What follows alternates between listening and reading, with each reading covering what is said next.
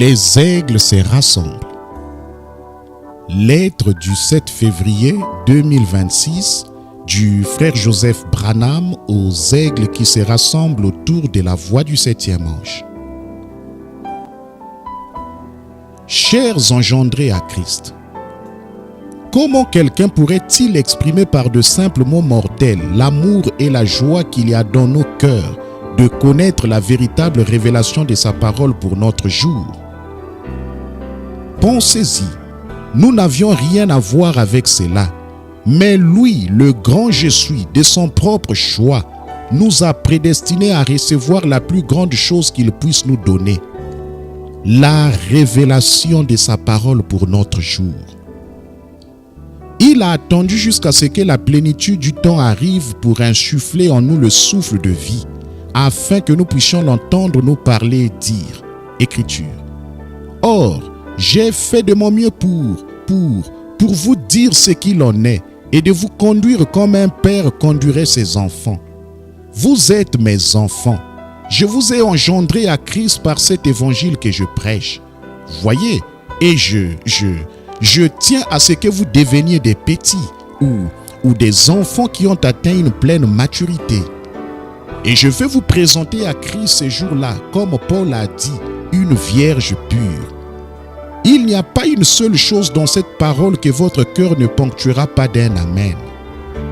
Fin de citation, frère Joseph continue. Dieu qui parle par son puissant ange nous dirige et nous guide, nous l'épouse de Jésus-Christ. Nous sommes ces enfants vierges et purs qui ont atteint une pleine maturité. Et par sa grâce étonnante, nous ponctuons chaque parole que nous entendons d'un amen. C'est l'interprétation parfaite de la parole, avec une confirmation divine. Si la voix que nous entendons sur les bandes est l'interprétation parfaite de la parole, de quoi l'épouse de Jésus-Christ a-t-elle besoin d'autre? Rien. Il nous a choisis, son petit groupe trié sur le volet, pour recevoir la vraie révélation de sa parole pour notre jour. Nous sommes ceux qu'il a choisis pour être sur la terre, dans des corps physiques, pendant le millénium, le règne de 1000 ans. Mes amis, attardons-nous là-dessus un instant. Nous aurons un corps glorifié ici même sur la terre. Nous mangerons, nous boirons, nous bâtirons des maisons et nous vivrons exactement comme nous le faisons maintenant pendant 1000 ans. Ce sera notre lune de miel où l'épouse et l'époux, le Seigneur Jésus-Christ, seront devenus un. Nous veillons et nous sommes dans l'attente de ce moment glorieux à chaque minute de chaque jour. C'est tellement près qu'on dirait qu'on peut presque le toucher. Je crois de tout mon cœur que ceci est ce qui nous arrive aujourd'hui. Écriture. Oh, cette union spirituelle de cette Église avec son Église.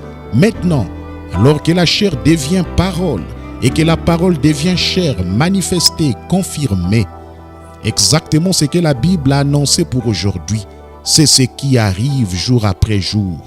Oh, et ça s'accumule tellement vite là-bas dans les déserts. Et il se passe tellement de choses que je n'arrive même pas à suivre. Nous sommes près de la venue de Jésus qui doit s'unir avec son Église alors que la parole devient la parole. Fin de citation, frère Joseph continue. À chaque message que nous écoutons, il nous donne davantage de révélations. Cela s'accumule tellement vite que nous n'arrivons même pas à suivre.